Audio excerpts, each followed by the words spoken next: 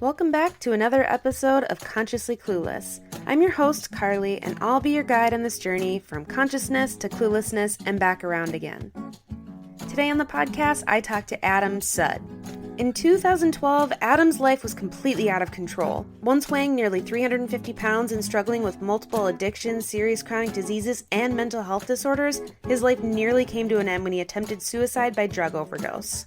He checked into rehab, and with the help of his parents and a plant-based diet, he began a journey that led to a remarkable recovery. Adam and I got into so many good conversations in this episode that we definitely weren't done. So this is only part 1. Part 2 will come out shortly. Enjoy! Thank you for joining me. Yeah. Really excited. I've followed you on social media for a long time, and I was really excited to get to learn more about your story and talk with you.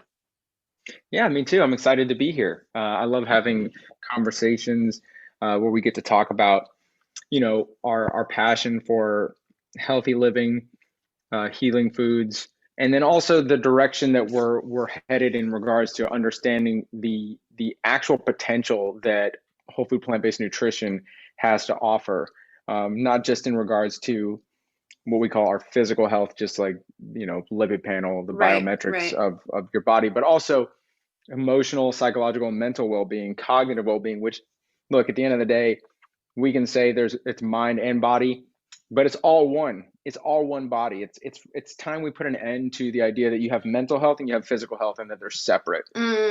Just health. So it's just health. Exactly. It's just health. Sure, the way that those two communicate to us seems separate. Right. But there's so much interconnectedness between the two that I'm glad we're now starting to understand. Yeah, totally. So the podcast is called Consciously Clueless, and I came up with that name because I just felt like I was on this journey of becoming more conscious and learning a lot, and then also having these moments where you're just kind of humbled by life and you're like, oh, I know nothing. Sure. I'm clueless at the same time. So I like to start with asking people kind of like where you feel like you're at right now in this moment, put you on the spot. If the spectrum was conscious to clueless, like how are you feeling? That's a great question. That's a really interesting question because I'm currently in the middle of running a research study.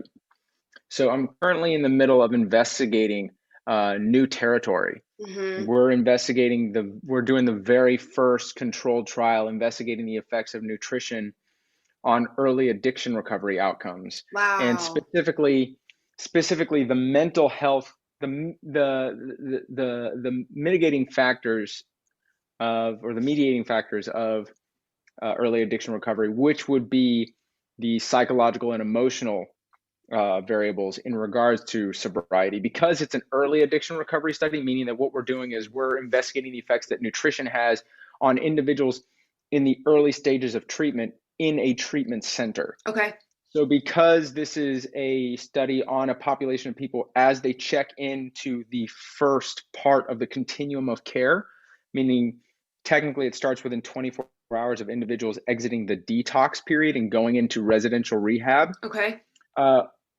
Because it's in a controlled environment, because it's in an overseen hospital environment, sobriety is not an outcome that we're looking for.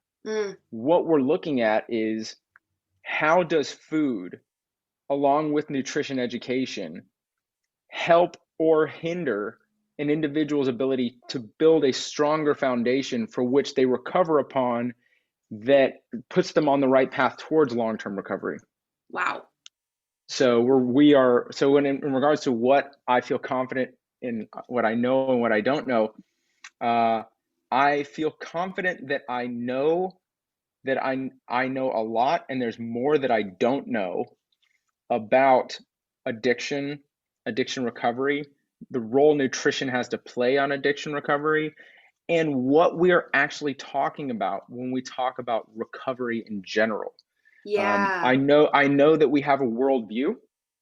We have a worldview in regards to what we think addiction is. And then we have real world observation as to what addiction is, and the two don't align. And as a culture, we are very much trying to hold on to our worldview of what we think it is. Can you say more about the differences, like Sure. what that means? Yeah. So when I talk about worldview versus real world observation, we have the people's perception of what addiction is, what Mm-hmm. people think addiction is, and why they think traditional recovery measures match that Mm. perception. And that's worldview. Mm-hmm.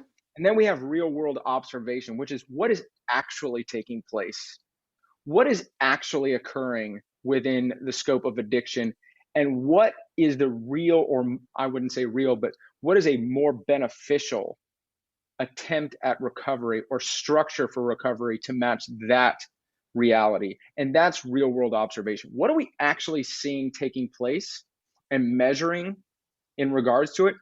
And how does that differ from what people think addiction Yeah. is and what they think works in regards to addiction recovery?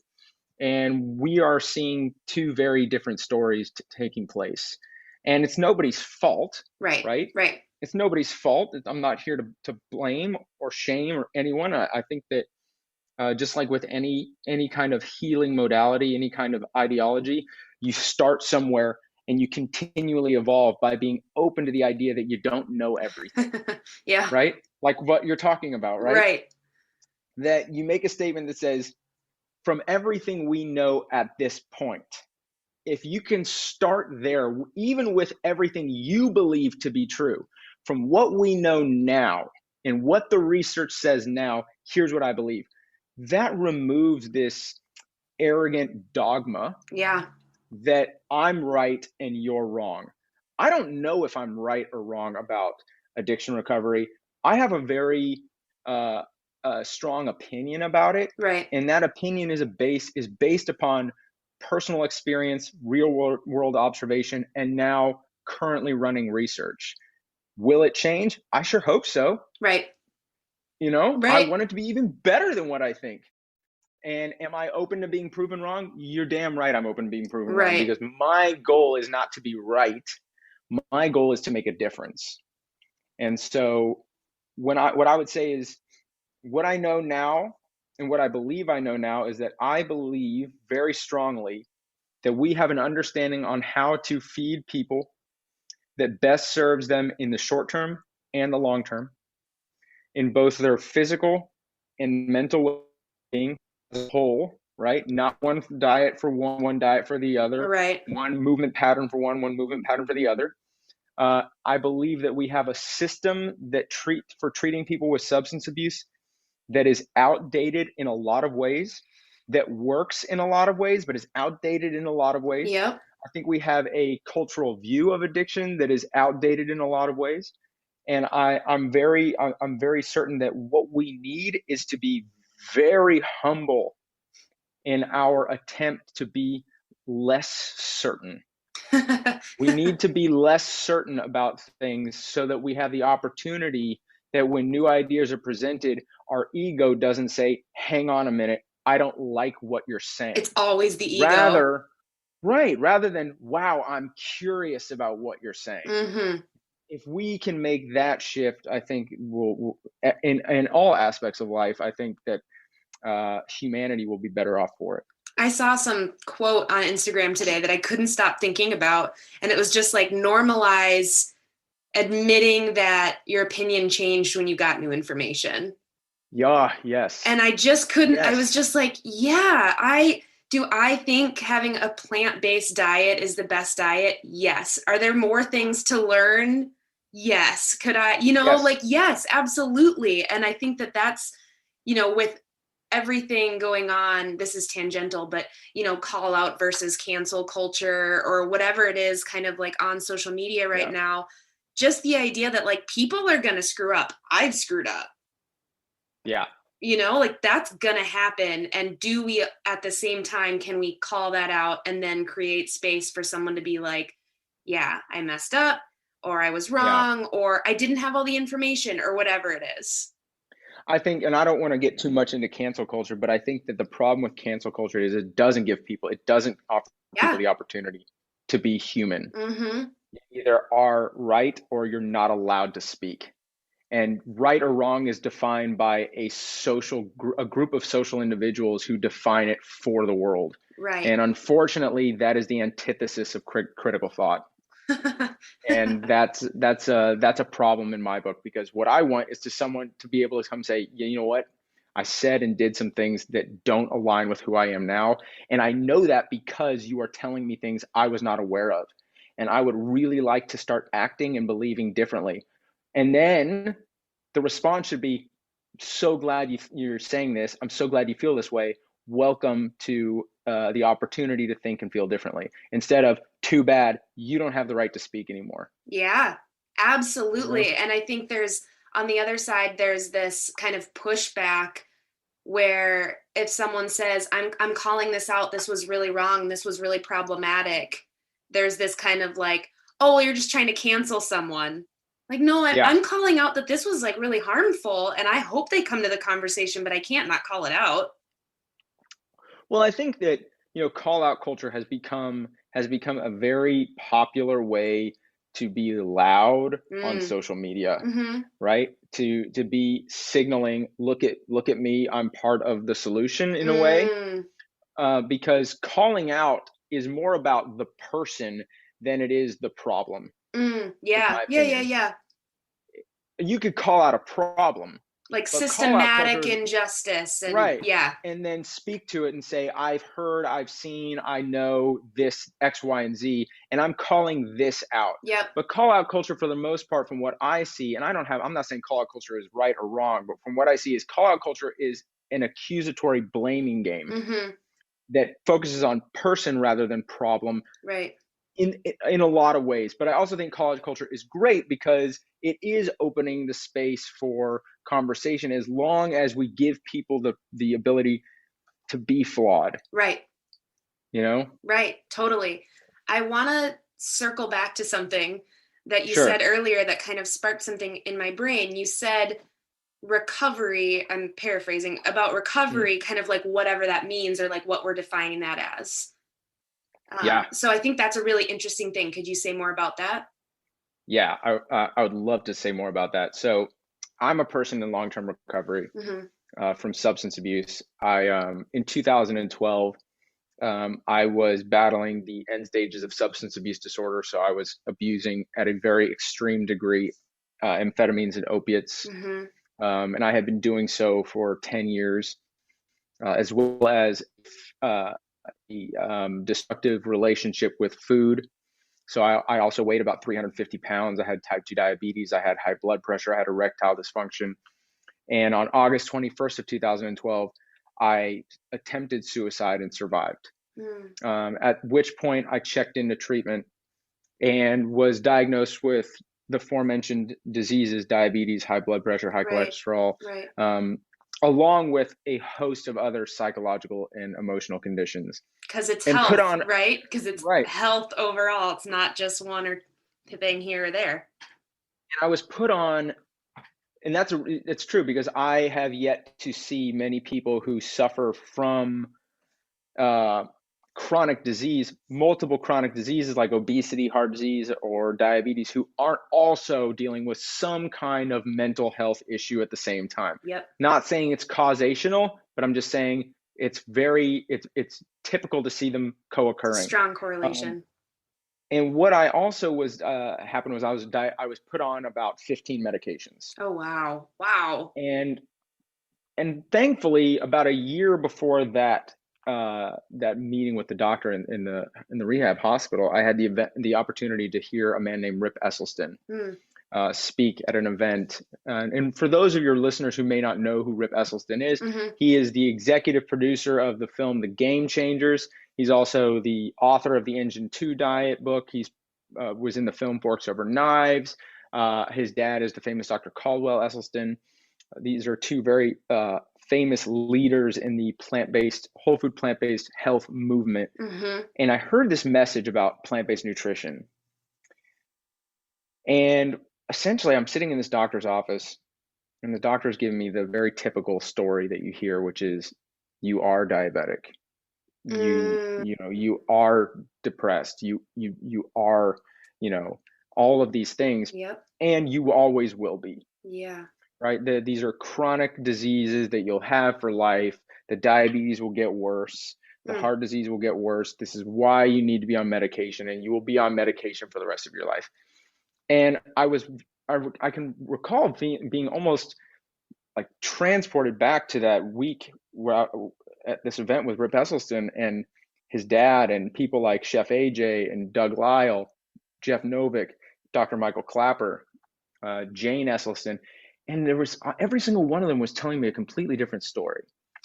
Every single one of them was telling me a story that said, the reason why I found myself in that room with that doctor, being diagnosed with these conditions, wasn't because of my genetics, wasn't because there was anything wrong with me. It wasn't because there was anything wrong with my body. It was because my body was doing exactly what it was predicted to do, given the way I had been living my life. Damn.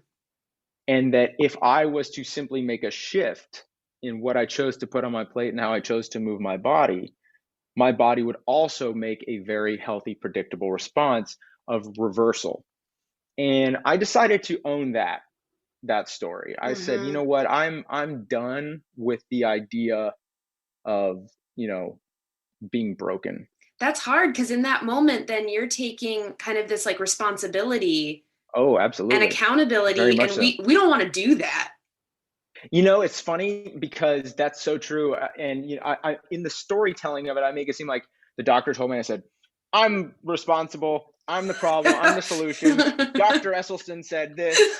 And, in the retelling, it seems like that, but it was actually more of like a couple of days of being quite angry. Yeah, totally.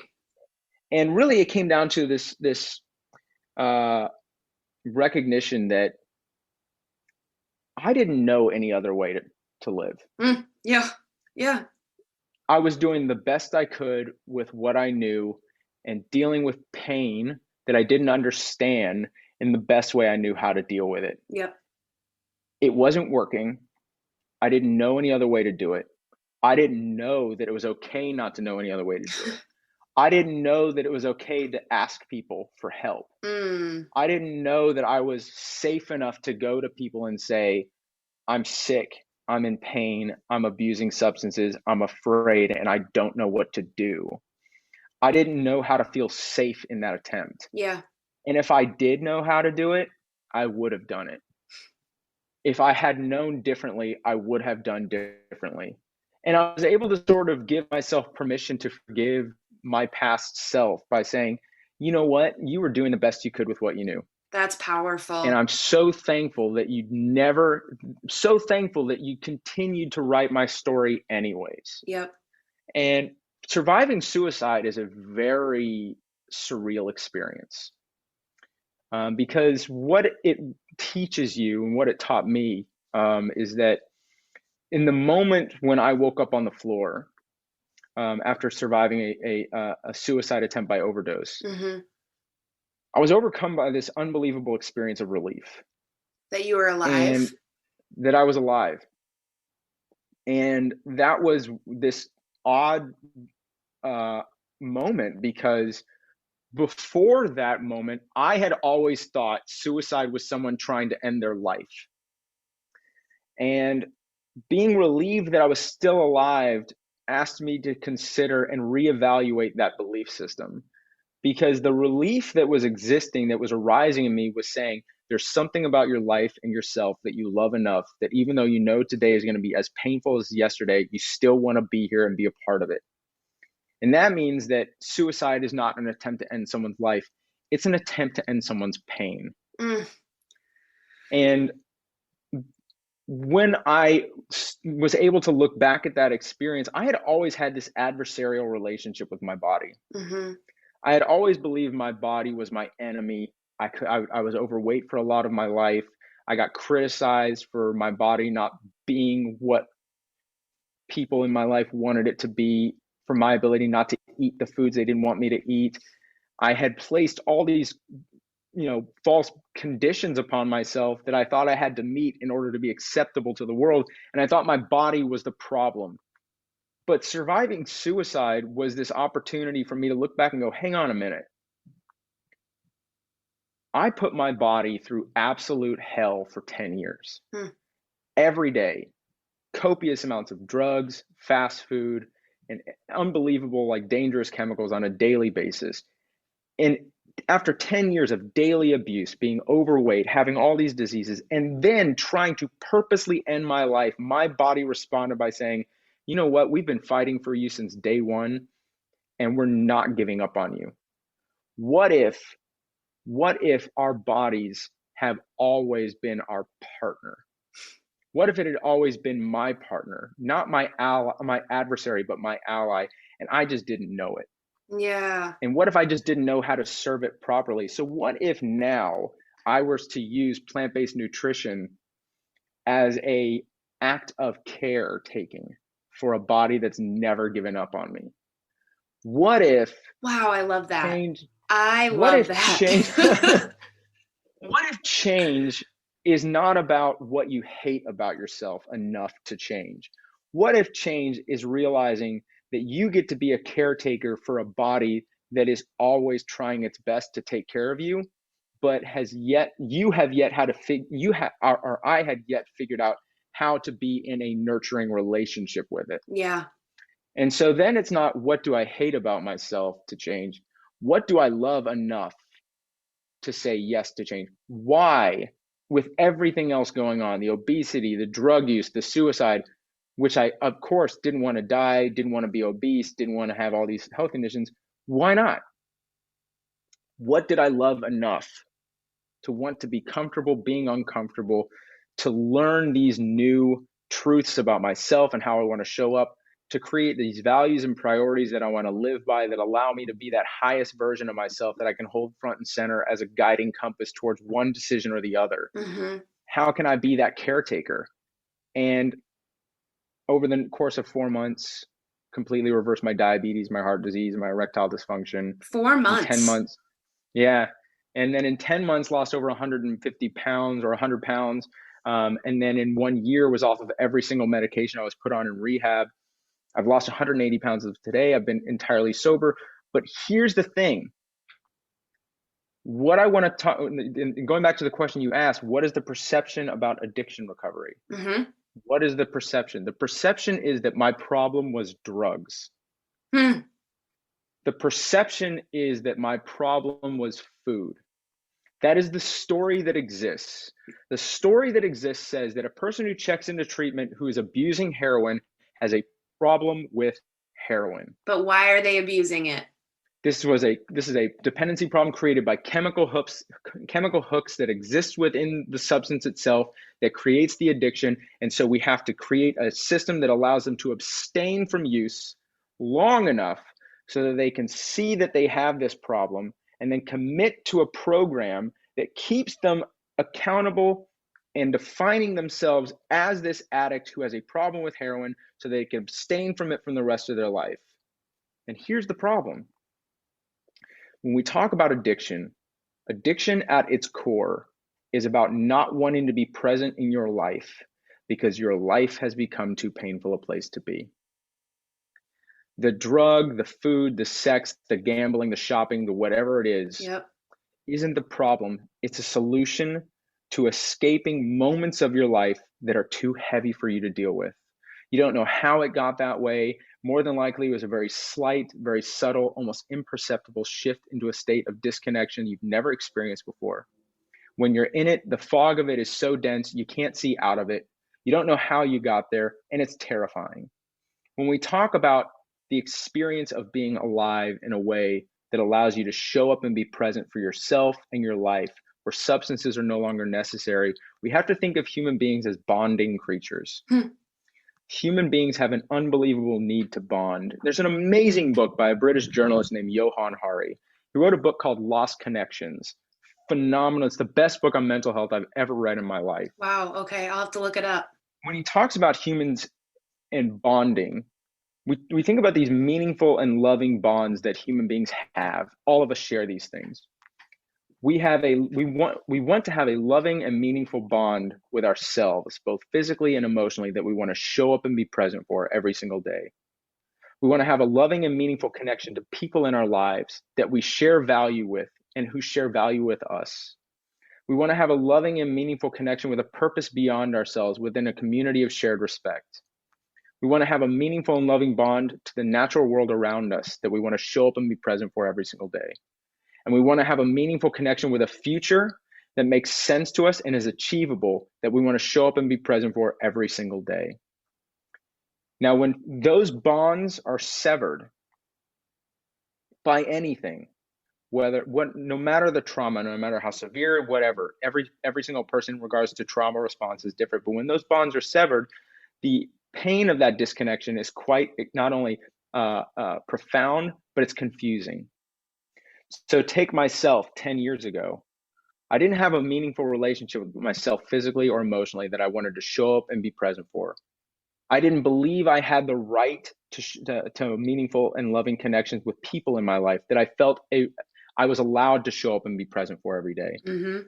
I certainly didn't have a connection with a purpose beyond myself or within a community of shared respect that I could show up and be present for. And I also didn't have a meaningful connection with a future that made sense to me. In fact, at the worst of my substance abuse, my future was quite scary.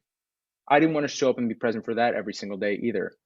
Now, when presented the opportunity to use and would use, I was then given a relief from that pain, unlike anything I'd ever experienced.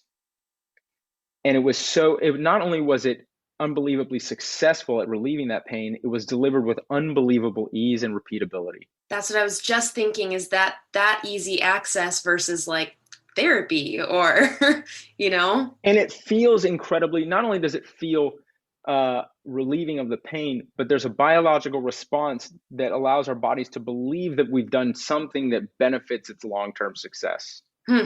And so when given the opportunity in that state of disconnection to continue to use, the statistical likelihood of an individual saying yes to the continued use is very high. Now take myself at this point in my life. I have a relationship, a meaningful bond and connection with myself, both physically and emotionally, that I want to show up and be present for every single day. I have a relationship with people in my life that I share value with and who I allow to share value with me that I want to show up and be present for every day. I have a relationship with a meaningful bond and connection with a purpose beyond myself that I want to show up and be present for every single day. I have a meaningful bond and connection with the natural world and a future that makes sense that I want to show up and be present for every single day. In this state of profound connection, if I was to use drugs for a reason, let's just say I went out and I used psilocybin or I used, smoked marijuana or whatever it is, I would have the same chemical euphoric experience that anybody who uses would have. And then if that individual who brought me the drugs, or if I had the opportunity to get more, was presented to me, someone says, hey, you liked that? I'll get you as much as you want. How would you like it? The statistical likelihood of me saying yes is very low, because I know that continuing to use those drugs removes my ability to show up and be present for what means the most to me in life. Now, I had the same substances, right? Same chemical hooks, completely different state of living. One was in complete disconnection, the other existing in profound connection. And so Johann Hari, who I mentioned, gave an unbelievable TED Talk called Everything You Know About Addiction is Wrong. And it's phenomenal.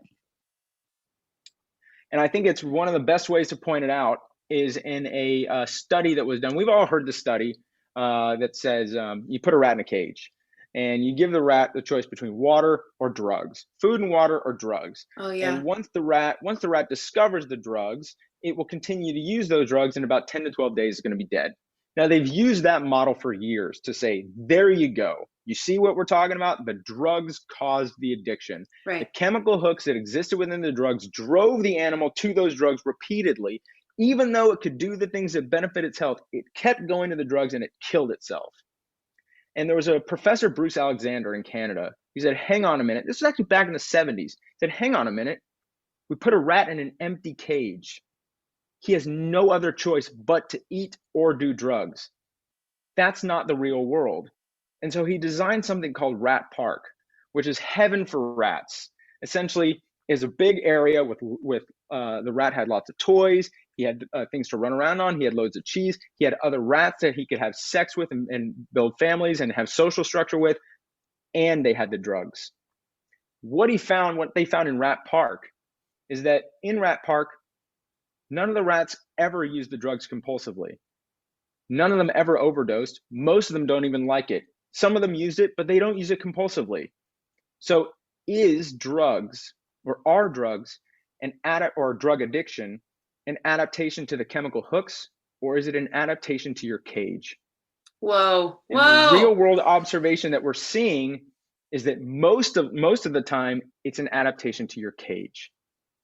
The chemical hooks and drugs play a role in creating chemical dependency and compulsion. Right. But addiction and dependency are two separate things. Dependency is a biologically created condition upon which you can no longer exist without the substance, without experiencing a physical response. Addiction is about pain you cannot escape without it. Wow. And so when we talk about treatment is about how do you stay away from drugs, less about how do you find meaningful connection in your life. And we need to make a shift towards, I'm not saying, I believe abstinence plays a huge role within the first year to 2 years of substance abuse recovery, because continued use does alter brain chemistry, right. And that brain chemistry has to be rebalanced. I'm not saying let's allow people to use as much as they want while they're in their recovery. I'm not saying that at all. But what I'm saying is substance abuse is and never has been a problem of drugs. Drugs don't cause drug addiction, right? Just like food doesn't cause eating disorder, okay?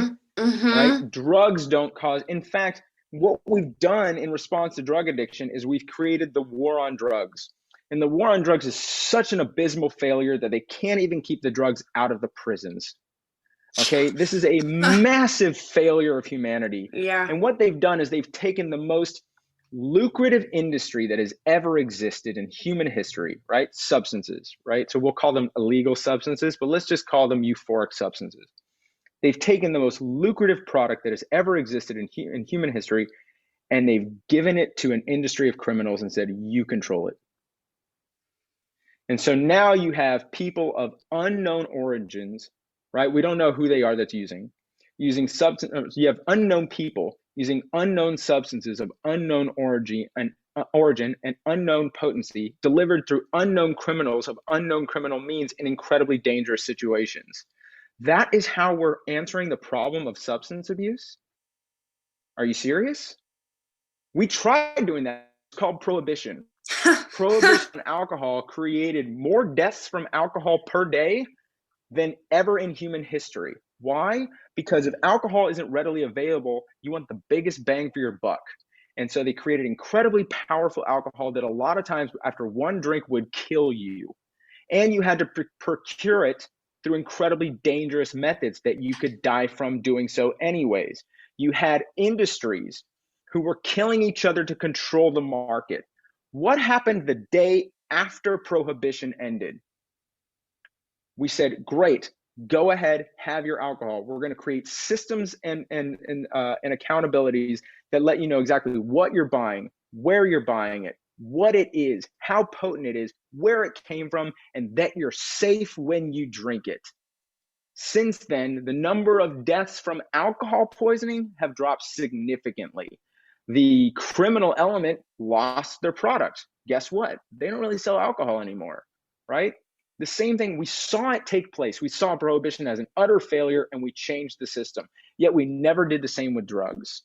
Countries all over the world, Portugal, Switzerland, they have done this. Portugal was the first country to decriminalize every substance from cannabis to crack. And as a result of doing so, they've taken the money that they use to separate people from the communities and put them into institutions for being addicts and criminals. And they've created programs that say, if you want to get off drugs, we will help you do so. And then let's say you're a mechanic or a chef, we'll find you a kitchen and we'll say, hey, if this guy is a chef and he's trying to get off of substances, if you employ him, Portugal will pay half his wages for a year. This allows this person to not only feel like I'm a part of a community where I offer value and service and a purpose beyond myself, But I also feel like my country and the people of the population care about me. Mm-hmm. I'm not shamed. I'm not a problem. I'm a human being that they want to see do better. We can do that. We have to make a radical shift, and it starts by recognizing that substances are not inherently the problem. I'm not saying I want to legalize everything. I don't think we should legalize every substance. I think they should all be decriminalized. I Mm-hmm. don't think we should legalize everything, because you can't have people going around on unknown amounts of psilocybin driving around. That's not going to be smart, right?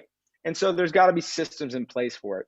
But at the end of the day, we've been treating drug addiction the same way for 100 years, and it's getting worse. And it's not because of the drugs.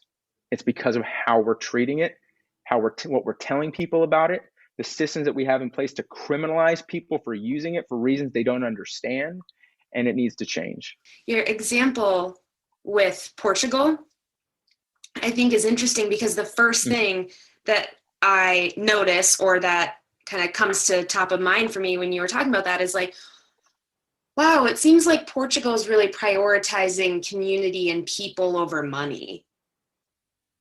And that, Yeah. I think, when we think of like big pharma and drugs, the war on drugs and all of that, the money connection is unavoidable. Well, not only that, the war on drugs is expensive. Okay. People don't know how much it costs to fund these drug criminal task force. All right. All the programs that go into creating prison systems for criminals who are dealing with drug issues. Okay. And all of it goes into funding the war on drugs is very expensive, very expensive. And it's making the situation worse every year. We have a political system that likes to base its political parties around, we're all for the war on drugs, and it sounds great. Yeah. But the war on drugs is a war on drug users. It's Mm. not a war on drugs. And that's where the problem really lies. And when it comes to substance abuse recovery, I looked at my story.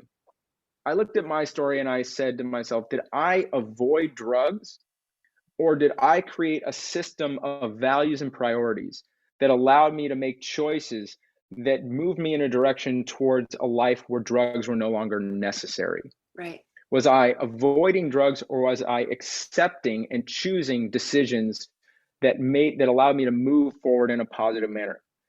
I've been a martial artist for most of my life. And I had a sensei who said, every decision to not do something is in reality a decision to do something else. Anybody who is standing right now has chosen to stand. They didn't decide not to sit. Okay? You can't not do drugs. You're doing something else. You can't abstain from something. You are choosing another choice. The abstinence model is a model based around fear and avoidance. Yeah. Yeah. And I understand why it works. I understand why it seems like it works. We have a miserable track record within substance abuse recovery. 70% of individuals who check into treatment today will be back into treatment within 1 year. And I'm not saying that that's because of the abstinence model of recovery. It's a lot of factors. But what I do know is that a person who is counting days of abstinence is putting themselves into a system that means that success is based upon perfection, right? That success is about being perfectly abstaining from my substance for as long as possible. And if ever one decision is made outside of the boundaries of abstinence, I'm a failure. And the problem with that It's a is lot of pressure. human beings are imperfect creatures for wonderful reasons and wonderful things about being imperfect creatures. And we can't expect people to feel safe in their imperfect nature if anything less than perfect is considered a failure. Okay? That is a big problem with the identity of addiction.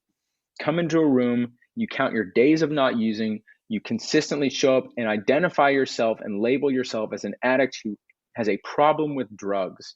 An AA model works for a lot of people. There's a lot of amazing things that I like about AA. I'm not here to bash AA. I think AA is wonderful because what it does is it's a community of people that you walk into a room and every one of them says, not only do I see you, I believe every story you have to tell me. Yeah. That is hugely important in recovery. Not only do I believe you, I know it. Yep. I know your story. I've lived it. You're safe. But AA has not shifted in its ideology since 1950. 1950. And what we're seeing in the world is that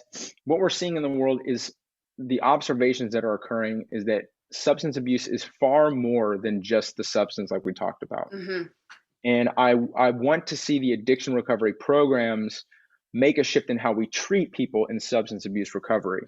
And so that's one of the reasons why I decided to run the research study that I'm running right now, which is called the Infinite Study.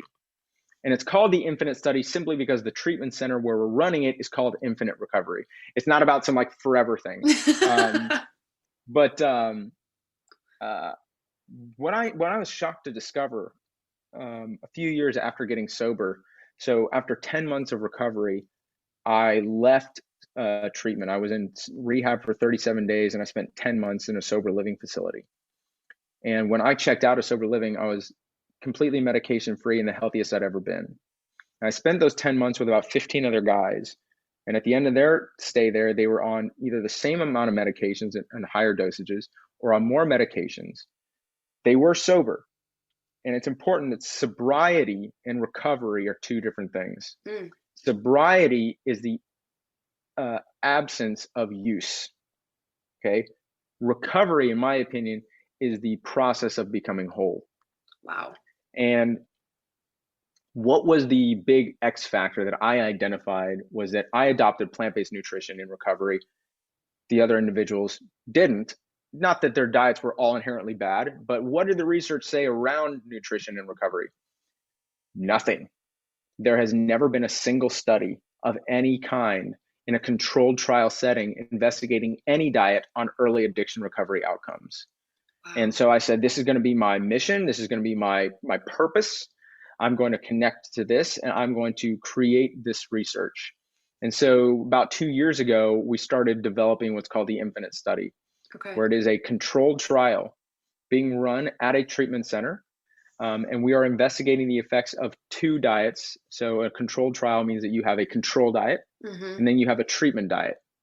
So the control diet is simply the diet that was already being served at the treatment center, which is like an elevated Western diet. It's kind of like a modified paleo diet. In fact, when we looked at it, we were kind of worried because they do have a good amount of whole fruits and vegetables in the diet, except they do allow for lots of meat, eggs, dairy, and oil, salt and refined sugar in small amounts. But it's important to understand that people who enter substance abuse treatment at the end stage are overfed and undernourished or underfed and undernourished.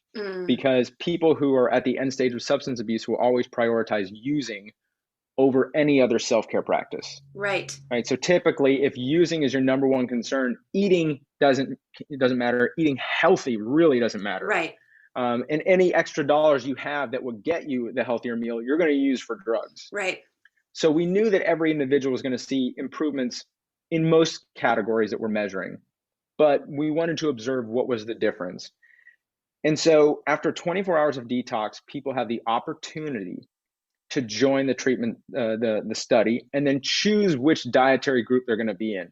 The reason why we didn't do a randomized controlled trial, which is the gold standard of research, even though a controlled trial is very, very highly regarded research, is because from what we know about treatment recovery is that individuals in treatment who are given the power of choice do better.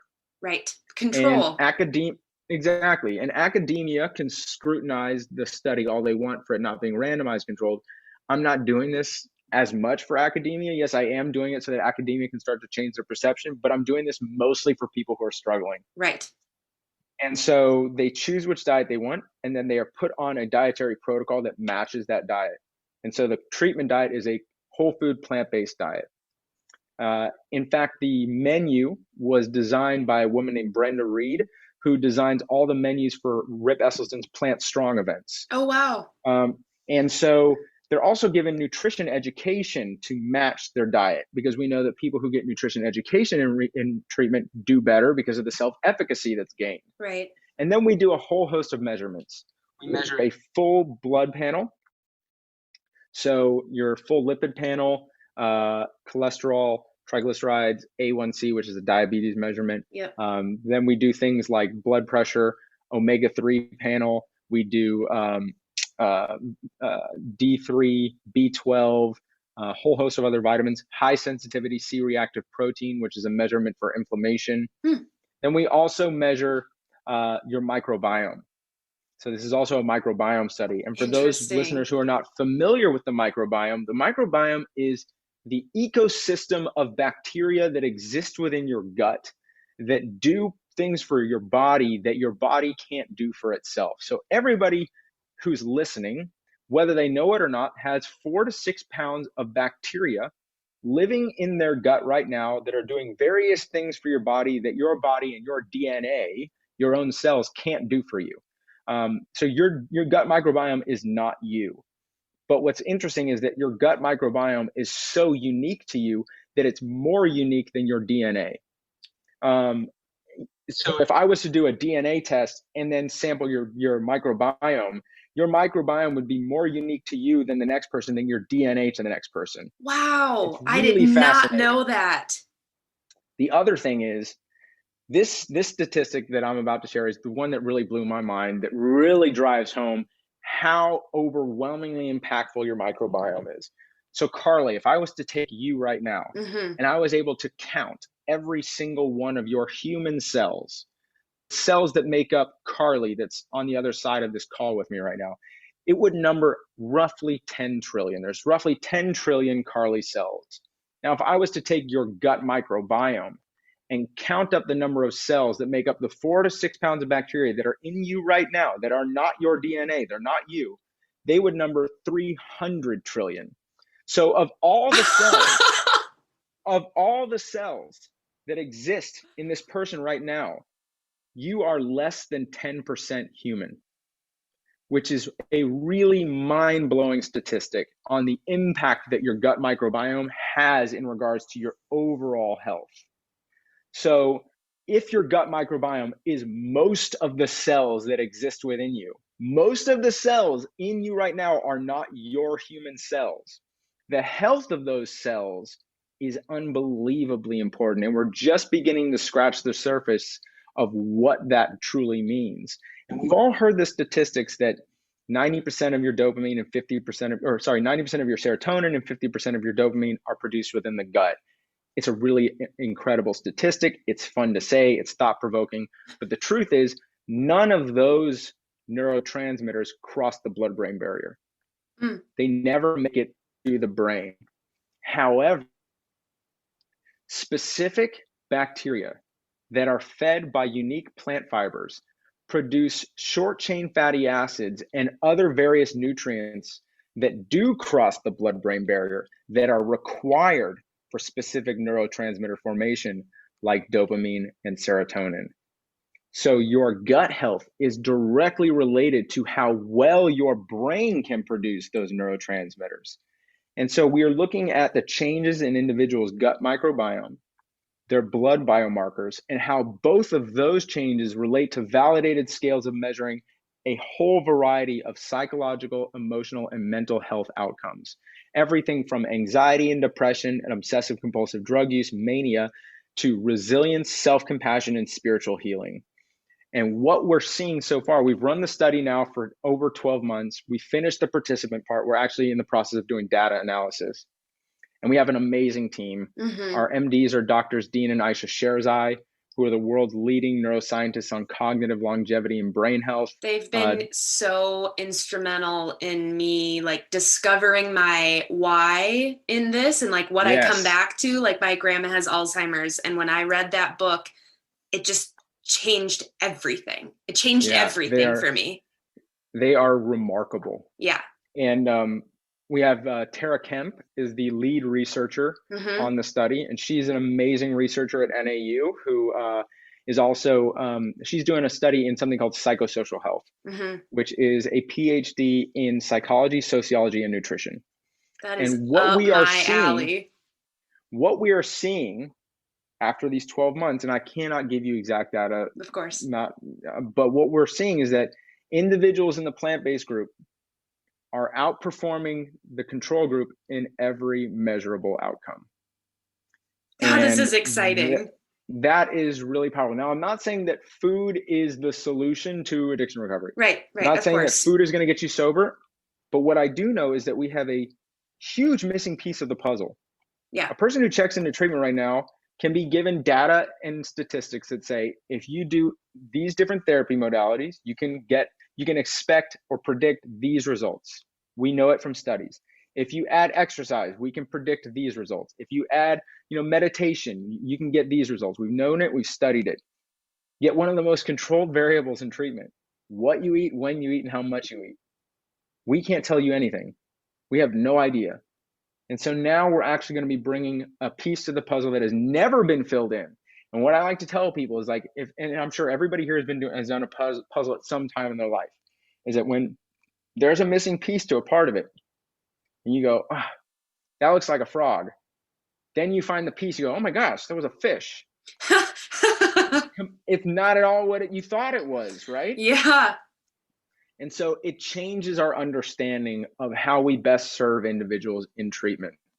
And, for a person who has, the unfortunate side of being in recovery for as long as I've been, and I'm not a long timer. I've been in recovery for 8 years, but still, is that I'm a person who's very open-hearted. Mm-hmm. So I made a lot of very close friends, and I lost a lot of close friends. Mm-hmm. I lost 8 to 10 friends to suicide and overdose. So 10 friends from suicide and overdose combined. And these are not flawed humans. This was a system that failed. Right. And I'm not saying that this nutrition understanding would have been what saved them. I'm just saying that if we knew this, maybe it would have saved some of them. Right. And so I take it very seriously. And it's a huge part of why I show up every day. And I'm hoping that when we do publish the findings in the medical journals this summer, we were contacted by NIH very early on, which is the National Institute of Health. Anytime you run a clinical trial, your research has to be listed on something called clinicaltrials.gov. Mm-hmm. So any of your listeners right now can go to clinicaltrials.gov and you can look up the Infinite study. You can see everything about our research study. A neuroscientist within NIH contacted us, and she said, "This is the most comprehensive research study on mental health we've ever seen. Damn. When you're done, we would love to work with you to develop the first dietary guidelines for mental health recovery," because there isn't one. That is so incredible. I'm so excited to hear more. Maybe in the future, once everything's out, if you'd be willing to come back on and do like a Absolutely check in on everything. I'm cognizant of time because you're almost up with time, right? Yes. Okay, so I have like 50 million questions that came let's up. Do another one. We'll schedule another one in like a week or so, and we'll do a back-to-back episode or something. That sounds great, because everything you just said, I was like, okay, bookmark that. I have a question about that. If you're willing, that would be so great, because I think you just laid the foundation for everything, and now I want to like probe it and ask questions. Let's do it. Okay. Let's save this episode for a 2-parter. That sounds amazing. All right. I'm really excited to do it. And I know I like ramble a lot, but that's just because I'm so passionate about this stuff. No. That's first of all, that's literally how I am. So I see you in that. But I was laughing because when you were kind of like dropping some statistics and some parts of the story, in my head, I was actually thinking, not many people can make me speechless. There's not often a time where I don't have something to say, but I literally was just sitting here like open-jawed. Holy shit, this is incredible. So thank you for sharing not only about your own journey and everything that you've gone through, but everything you're working on. We're lucky to have you in this lifetime.